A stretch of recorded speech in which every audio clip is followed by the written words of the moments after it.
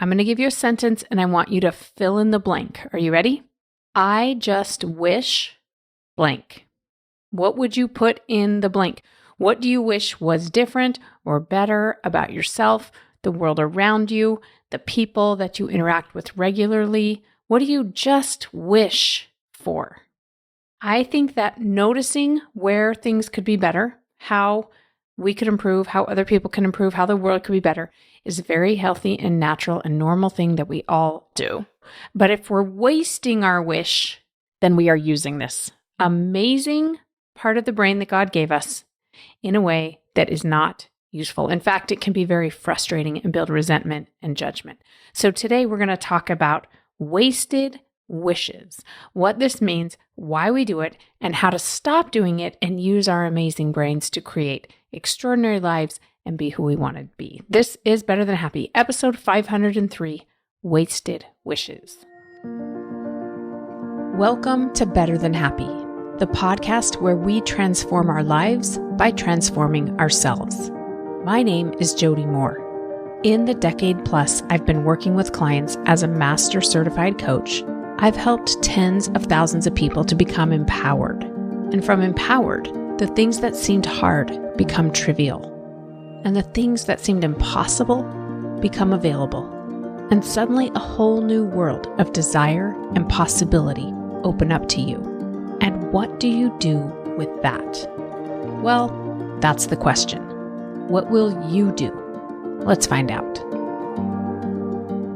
Sometimes listening to a podcast is enough, but sometimes you'll feel inspired to go deeper. If you hear things that speak to you in today's episode, consider it your invitation to a complimentary coaching workshop. On this live interactive Zoom call with me, you'll get a taste of the power of this work when applied in real life. You can participate or be a silent observer, but you have to take a step if you want to truly see change in your life. 2 steps, actually. Head to jodymoore.com/free coaching and register. Then you just have to show up. Your best life is waiting for you. Will you show up for it? jodymoore.com/free coaching. I'll see you there. What's up, my friends? Welcome to the podcast. I am delighted that you're here. I have a message that I've had in my notes app. I keep a little notes app in my phone for podcast ideas, and when they come to me, I throw them into that app. And it's been in there for a little while now, and I'm just finally getting around to recording it. So I'm very excited to share this with you. It comes up a lot in coaching, and I want you to think about and just start noticing when it comes up in your own life. And it's this concept that I'm calling wasted wishes. So let's begin by what we mean when we say the word wish, okay? I want you to think of a wish not like it's your birthday and you're blowing out the candles on your cake and you're sending a wish up into the sky. I think that's fine. I don't think you need to worry about wasting that wish. I'm talking about the thoughts that we have and the sentences we say out loud that begin with the phrase, I just wish blank, okay? A wish in this regard is a desire. It's a judgment, if you will. It's noticing a gap or a circumstance that we don't care for and a desire to have a different circumstance. It is a want, right? It's something we desire. So here's what I love about wanting and desiring and wishing is it tells our brains what to focus on. Okay, we have this thing called the reticular activating system, which is the part of the brain that tries to filter out anything that is not relevant or necessary or immediately dangerous. And the things that we desire and want and wish for become relevant to our brain so that the reticular activating system will allow them into our awareness and not just filter them out. Okay, so knowing what you want and desire, I think is very useful. I write about this in my book, Better Than Happy, in the chapter that talks about prayer, right? For those of you that are members of the LDS Church, we have a certain structure of prayer, and whatever faith you are or however you pray, my guess is you have something similar, where we spend time in gratitude because that's useful to our brains, right? To focus on what we love, what we want more of. Literally, there's so much research nowadays about how useful gratitude is for our mental and emotional health. But then the second part of prayer is asking for what we desire. It's becoming more aware of what we want. And I personally believe, this is just my own theory, but I believe that it's not because God needs us to tell him what we desire. He already knows our hearts. He knows every hair on our head. He knows what we desire. It's because he wants us to focus and become more aware of what we desire. And to, by sitting down in prayer, it's sort of a meditation where we connect with him. We have the opportunity to develop some faith and some belief that what we want is possible. But again, he's given us this reticular activating system that says, if I become more aware of what I desire, I'm more likely to notice opportunities to achieve it or fulfill it. And so that can be a really useful thing, right? Depending on, again, what your belief system is and how comfortable you are with what some people call the land of the woo-woo stuff, I personally also believe that it's sort of, focusing and thinking about what you desire or wish sort of sends a message out to the universe or God or however you want to describe it. Abraham Hicks would say it launches a rocket of desire, and those desires get answered, and we just have to then line up with the answers to see them manifested in our own lives. So I don't know, some of you might like that stuff like I do, and some of you might be like, that's not for me, that's cool. I just think there are a lot of benefits, is my point, to wishing or desiring or wanting and to becoming aware of what we want and desire. But I do see a lot of people wasting their wish, I'm going to call it, on things that are not useful. And here's what I mean. The reason I call it a wasted wish is not because I want you to be in scarcity, like I only get so many wishes. This isn't like a genie in a lamp that says you only get 3 wishes. I just mean our brains are only capable of focusing on a certain amount of information at a time. And it's a pretty limited amount of information, right? If you're like me, you have 5 million things you want to achieve, and then you just feel overwhelmed and shut down when you try to focus on too much or solve too many problems or achieve too many things at once. So it's a waste in that what my brain is looking for may or may not be something that is serving me if I'm wasting my wish. I'm wasting my brain power, you might say, by wasting my wish. Okay? So I'm going to go through 5 situations where I feel like we are wasting our wishes.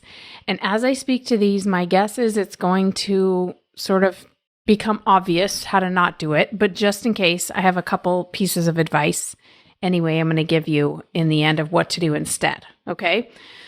So the first thing we do is we waste our wish on things that are not our business. Okay, I'm labeling it that way because I love what Byron Katie says. She says there's 3 types of business. There's my business, your business, and God's business. And she says, I try to stay out of your business or God's business. I try to just stay in my own business, right? Such a cool way to think about it. So if I'm wishing that my husband just kept his car cleaner, it's not really my business unless I want to clean his car, right? Whenever I'm wishing for other people to be different, or even sometimes it doesn't sound like judgment. It sounds like, I just wish he was more confident. I wish he could see his value. I wish she would just go after her potential. She has so much potential. She's just not fulfilling it. I just wish he understood or she understood how amazing they are. That sounds so lovely, right? But it's a waste of my wish, because for other people to feel differently, think differently, behave differently is not my business. It's their business. And what happens inevitably when I wish that my friend understood how amazing she is, let's just say, is my reticular activating system kicks in and starts noticing all the times when she doesn't recognize her value and her worth. And this really is a form of judgment, right? And I'm going to become irritated or frustrated or sad for my friend. Listen, I want you to love your friends, but I don't think you being sad about them being sad is creating more happiness. It's creating instead more sadness, right? So when I'm wishing for something that is not my business because it's other people's business, it's a waste of my wish. When I'm wishing for something that is God's business, like I just wish it wasn't raining right now. That's what we mean by God's business. It means like not within our realm of possibility to control. So sometimes I use this to show people how they're wasting their wish. They'll say something like, I just wish that my dad was healthier or something. I wish my dad wasn't an alcoholic. I wish he didn't get so angry, whatever, okay? And I'll say, I know, and I wish that I could eat whatever I want and not gain weight, but I can't. Or I'll say something even more ridiculous than that, like, I wish I could fly without getting on an airplane, like just use my arms and my body to fly from here to LA so I didn't have to drive in traffic. That's what I wish. But I don't spend any time thinking about that because I know I can't. That's what I mean by God's business. It's just not possible given the laws of nature, etc., that we operate by. And so I don't spend time wasting my wish on thinking about how cool it would be if I didn't have to take a car or a plane or anything and I could just fly or get somewhere, right? And that's what I'm trying to illustrate when we're focused on something that's not our business. Now, this gets tricky because some of us are teachers, mentors, coaches, parents, leaders, and we get confused about what is our business. Feels confusing, right? I want to offer to you that it's not. You being the best version of you, the best parent you can be, the best teacher, the best leader, the best coach, etc., whatever you are, I'm all for that. But whether or not your student, child, employee, etc., chooses to thrive in that environment is not your business. It doesn't mean you're not aware of it. It doesn't mean you don't do everything in your power to influence them for good or to parent in the way that feels like you being the best parent. But how they receive it and whether or not they thrive in that environment is a waste of your wish. You see what I'm saying? We'll come back to what to do instead, but that's number one. If you're wishing for something that's not your business, you're wasting your wish. It's a waste of your brain power. It's a waste of your focus. Let's go to number two. Whenever we're wishing for something in the past to be different, it's a waste of our wish. And I hear this all the time. People say, I just wish I would have made a different choice back 20 years ago when I don't know, married this person or chose to stay at home and raise kids instead of continuing working or going after my goals and desires. I wish that I wouldn't have listened to this person. I wish I wouldn't have followed this advice. I wish I would have followed this advice. I wish I would have done something different. I wish this person would have done something different. I wish I would have known or that they would have known or that we would have made a different choice or done something different. We waste a lot of our wishes on the past. Why is this a waste? Well, those of you in the lab know I'm constantly saying, if only we had a time machine, then this would be a useful thing to think about. If we had a time machine, we could go, you know what I wish? I wish that 10 years ago I would have made a different choice and I wouldn't have eaten so much sugar. I wouldn't have gotten a sunburn that day, etc. And let me get in my time machine. Let's go back in time and change it. But since we don't have a time machine, wasting your wish on the past, not useful. Not useful, right? It's a waste of your wish. All right, let's go to number 3. Sometimes we waste our wishes by using them to keep ourselves in a place of inaction. Okay, here's what I mean. Let's say that I wish my business was more successful, whatever you define as success. I wish I had a more thriving business right now. I just wish that that was the case, okay? I can sit there and wish for it, and that's a lot easier than just going out and growing my business and making it more impactful, more successful, figuring out how to do that. It feels so much more comfortable to just sit back and wish, and we say it and we talk about it and we think about it, and then we sort of fool ourselves into thinking that we're progressing in some way, but we're not. We're just sitting back wishing. So when I hear the word wish around something that is your business, right? If I wish I was healthier, I wish I was stronger, I wish I was more knowledgeable about a certain area, then sometimes, and I'm not saying every time, but just check yourself, right? Sometimes saying, I wish I knew more about that, I wish I knew how to grow a garden, I wish I was a better cook, is a really convenient way to not develop ourselves, to not go learn and grow. It's a waste of a wish. Don't wish for that. Just go do it. Go make it happen. Or decide it's okay that you're not good at that. It's okay that you don't know how to cook. It's okay that you're not a great gardener. And stop sitting around wishing for it if you're not willing to do anything to change it. Embrace instead that you're not good at that. And that's fine. There's probably other things you're good at. You don't have to be good at everything. That's another area where we commonly waste our wish. We keep ourselves in inaction, and instead we just kind of feel bad. We just kind of use it to downplay ourselves. I don't find that to be useful. The fourth thing we do, and this is a little bit of an overlap into number 3, but we use it as a limiting belief, right? When we say, I wish I was smarter, I wish I was stronger, I just want to sort of add on to, in number 3, I talked about not taking action in the world. But in number 4, we use it as a way to just write ourselves off, if you will, to keep ourselves small overall. As I'm saying it out loud, maybe this is the same as number 3. I don't know. When I was making my outline, it made sense to separate them, but we use it to make an excuse, if you will, right? If somebody comes along, like let's say my dentist, I'm saying this for a friend, not that I can relate to this, wink, wink.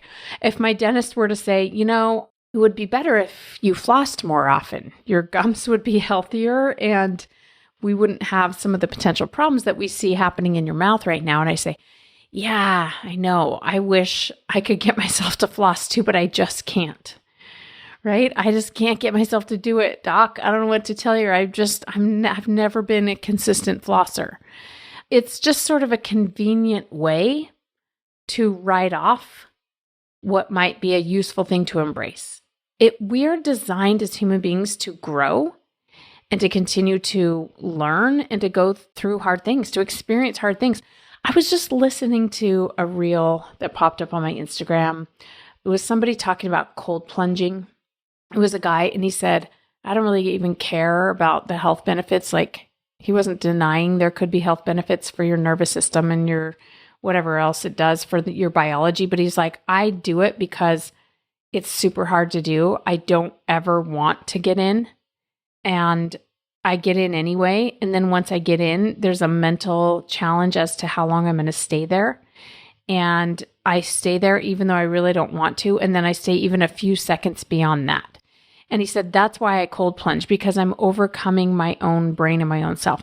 And I was thinking about it, and I'm not saying I'm against cold plunging at all. If you want to cold plunge, I'm sure there's lots of mental and physical benefits. I was just thinking, like, we're supposed to just be doing hard things in the world, right? That's how we're designed. That's how God created us, is to go out and do hard things. And because we don't have enough hard things, because our world has become pretty convenient and pretty easy, we have to get in an ice cold bath in order to get that experience of having to do something that we don't want to do, but we know would be good to do, and then keep doing it even when we've started and it's hard and not fun. And I just think it's fascinating. I think the same thing actually whenever I go to the gym and we're all on treadmills, jogging along and lifting weights. And I'm like, we're supposed to be doing physically hard things in the world.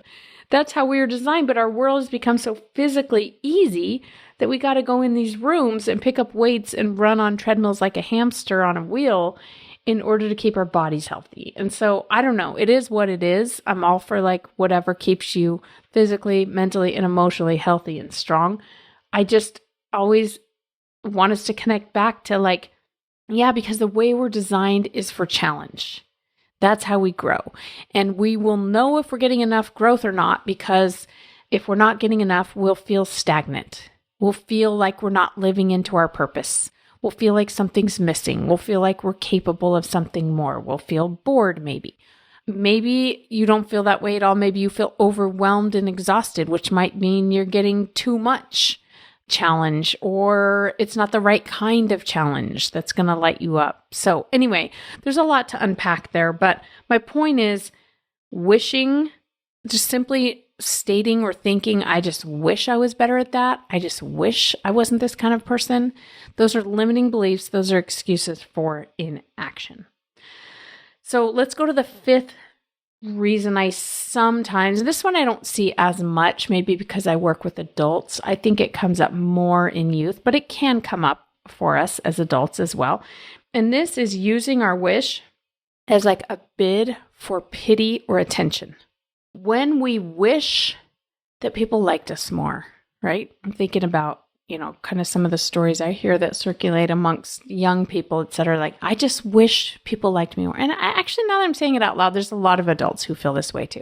I wish I was more accepted. I wish people thought I was smarter or prettier or more fun.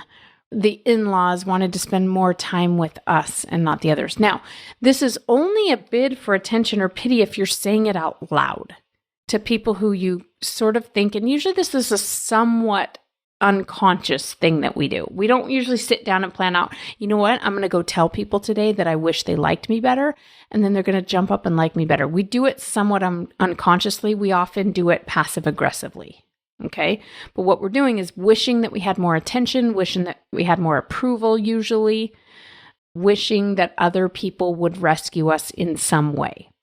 And we play these little passive aggressive games, or we say it out loud and we try to manipulate people into making us feel better about ourselves. Okay. So if you think maybe you've done this or you are doing it, don't feel bad about it. It's okay. Just pause and notice, like, this is a waste of my wish, maybe. Like, what do I want to wish for that would be so much more exciting than this? And if you notice other people doing it, that's what, as I'm saying it out loud, I'm realizing that's what's going to come up for most of us is like, oh yeah, that's what such and so does. That's what this person does. And please don't use what I'm teaching you today as a way to judge others, because the truth is we've all done it at some point. And if you have people in your life who are doing it more than others, it's okay. It's coming from pain and hurt, and it's not something that I want you to judge others for. I want you to use this to assess yourself. What do we do instead? How do we stop wasting our wishes? Well, first of all, if we go back to the first one, right, where we talked about getting outside of our business into other people's business or into God's business, it's a pretty simple fix. Bring it back to what is your business. If I am running a company and I have employees and I'm thinking, I just wish my employees did a better job of whatever, fill in the blank, then instead of getting in their business, I stop and go, wait a second, what is my business? What's mine to own in this situation? I wish I was doing a better job of holding them accountable. I want to do a better job of articulating my expectations, being more specific and clear about my expectations, having clear consequences or rewards for when people are meeting expectations, incentivizing and motivating people, lighting a fire under people where they can feel inspired and excited about achieving the work that we're trying to do here in this company. I wish I was better at that. I'm going to take that back and get better at my job as a leader instead of wishing they would just be different and better. And as you can see, that would apply in so many situations, as parents, as teachers, as friends, as spouses. Instead of like, I wish my sister was different, how about I'm going to be a different kind of sister? What kind of sister do I want to be in this situation? That is a question that I ask myself all the time when I'm doing my own self-coaching work. It's a question I'm asking my clients all the time. Who do you want to be? Instead of wishing that the circumstance was different, who do you want to be? I think it's on Netflix, the Martha Stewart documentary, which I've only finished half of. I need to go finish the rest, but it was so good. Martha Stewart served time in jail, right? She went to prison for, I won't get into the reasons why, tax evasion originally, but it ended up not even being that in the end. You can go watch the documentary and draw your own conclusion about whether or not she should have been there. I don't think she should have been there. And she was there for, I want to say 7 months, and she was scared going in, and it was really hard on her, it sounded like. But by the end, you know who she was? Martha Stewart. By the end, she was growing a garden there on the prison grounds. She was working with other women, teaching them about gardening, and she was helping them understand how to take the prison food and make it better and do something creative with it. And she was like, she's Martha Stewart. You put her in prison, she's still going to be Martha Stewart, right? And now, that's not to say she's perfect by any means, but she, in any circumstance, is herself, and she can be if she chooses, is what I'm saying. And she did at one point there, right? And we all have that same capacity within us. Who are you? In any circumstance, it's easy to be Martha Stewart when you're living in a beautiful big house with a big garden, but can you be her in prison? That's the question, right? So bring it back to what is your business. All right, when we talk about being past focused, what we want to do instead, of course, is become future focused. Okay, so instead of wishing that the past could have been different, I want to offer to you to just make peace with the past. If you want help with this, to just say, listen, the past was perfect. That is the reality. That's the truth. That's where if I'm coaching you and it's on a past issue, I'm going to try to get you to the place where you understand that the past, nothing's gone wrong.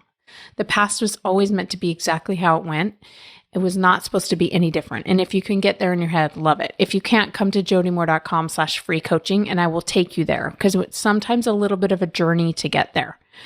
But the reason we want to make peace with the past is so that we can instead think about the future, because the future is ours to change. We can make new decisions. We can create anything we want in the future.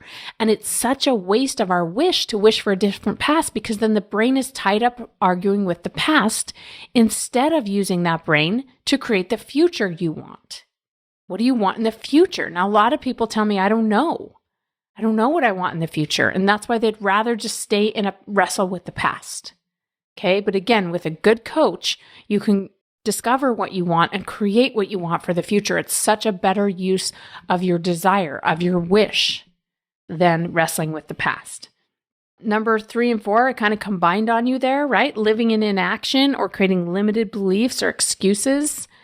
This is such a waste of a wish. So what we want to do instead is make peace with who we are and where we are. That we don't have to be, there's no shoulds or shouldn'ts around what's going on. And we're not behind on anything. It's not that we should be good at this by now. We should have figured that out by now. I used to do a lot of this, right? I was like, I should know how to cook a little better. I mean, I'm a 50-year-old woman. I should be more patient with my kids. I should be more organized in my business. I should understand this stuff. Okay, well, that's a waste of a wish is what it is, right? I wish I was better at these things. If I stay in that place, again, my brain's going to go to work finding all the proof that I'm not as far along as I should be. And what's the upside to that? Nothing. It's just judgment. It's just frustration.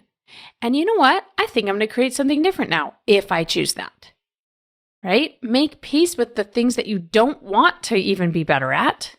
And the things that you do, decide to take action. I got to say that again. Take action towards what you want. It's going to be scary. You're going to be worried you're taking the wrong action. You're going to be worried that you're not good at it and people might judge you and you might waste, quote unquote, waste time or money. True. But we can do that or we can get in an ice bath. Either way, our brains need to be challenged. And we are designed to go do things that we kind of don't want to do, but we want to have the results of. And we're designed to stay in that ice bath once we get in, which is now I start on learning this thing and it's actually even harder than I thought it was going to be. And there's things I didn't even know I didn't know. And can I keep going anyway? That's how we're designed. That is what this life is about. Because on the other side of that is extraordinary growth and development and success and contribution and all the things that we want in this life. Okay? And then finally, if you notice yourself sort of creating this bid for attention, bid for self-pity, bid for approval, again, whether you're doing it really directly and obviously or more indirectly, passive-aggressively, we might say, sort of manipulative kind of thing that I know I've done in my life. I don't know about you. When you notice that, What I want you to do is pause and ask yourself, what do you need, self? So I do this all the time. I'm like, hey, Jody, what's going on? What are you needing? What need is coming up for you right now that you're not getting enough of in your life? Is it connection? Is it approval? Is it fulfillment? And I'm always going to try to give it to myself first and foremost, and then also reach out in healthy ways through healthy means of getting it from others when I can. Not in a passive manipulative way, but in a direct, vulnerable, open way. Okay, so sometimes I do need to pause and look at myself in the mirror and go, hey, Jody, I love you. I think you're doing a good job. Thanks for the things that you did today or last week or last year or whatever. I'm not mad at you, right? For the areas where you fell short or you didn't follow through. I'm not mad at you. It's okay. You're doing a great job. Let's keep going. And I might need a little approval and validation of myself, but I also may reach out to a friend or a family member or a coach or someone and say, can you talk me through this? I'm just kind of struggling right now. Is it all right if I open up and vent a little bit? Would you be willing to just listen? Or would you be willing to remind me that I'm doing okay? It's perfectly okay to want some approval from others. Just be clear about it. Be honest about it. Right? Don't be passive aggressive, manipulative, etc. about it. That's a waste of a wish. I just wish people liked me better. I don't know about you, but I've heard that thought go through my head before. Just wish people saw my value. I wish people believed in me. It's such a waste of a wish, right? Believe in yourself, love yourself, and then go do something in the world if you want to do something in the world to help people. And ask other people to help you meet those needs in healthy, clear, direct ways, not passive-aggressive, manipulative, self-pity, etc. kind of ways. You see what I'm saying? If you feel like you don't fit in somewhere and you wish you had more friends, reach out to people and say, I'm really trying to get to know more people. Could you invite me the next time you guys get together? I would love to be part of your group instead of, poor me, people don't like me, I don't fit in. You see what I'm saying? All right, my friends. Last but not least, instead of wishing for things, what if you just dreamed of things? What if you let yourself dream, because dreaming is fun and creative, and you can have giant dreams and you can go after them, or you can not go after them as long as you're having fun dreaming about them. What if instead of wishing for something, you just decided to go make something happen? What if instead of wishing, you committed to figuring something out and to sticking with it for a certain amount of time until you achieve a certain result, until you become a certain person? Or what if instead of wishing, you just played in your mind with what's possible, or in the world with what you want to try out and experiment with? What if instead of wishing, you imagined and explored? Desire is a beautiful thing. I want you to allow for desire. I want you to have a good relationship with your desires. But desire with a faith in yourself and a divine power and lots of action taking on your part creates an awesome life. But wishing tends to be passive, lacking in belief, and lacking in action. Be open, be curious, keep learning, keep trying, but stop wasting your wishes. Thanks for joining me today, everybody. I'll see you on another episode next week. Take care. Oh, wow, look at that. You made it to the end. Your time and attention is valuable, and I don't take it lightly that you made it this far.